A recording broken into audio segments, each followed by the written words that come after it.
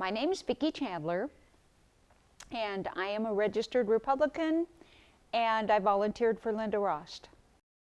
I think the big thing is that I really want to change the leadership that we have here in the state of California. I feel like the Democratic leadership is unfortunately turning California into a third world country.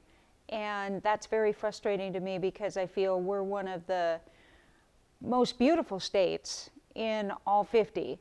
And we have a lot of great people, and they're not being informed properly and educated and helped to make the right decisions. Well, I was born and raised. I've lived in California all my life, and I'm over 60 years old now, so I've been here a long time. The homelessness issue, I think, is a huge concern for me.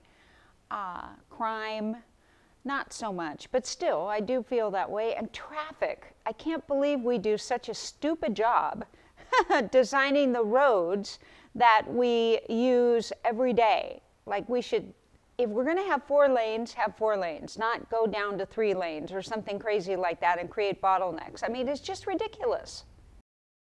It's actually really fun, and you get to meet a lot of great people. Volunteering is a great way to get to know others and to realize that we're all kind of in the same predicament together.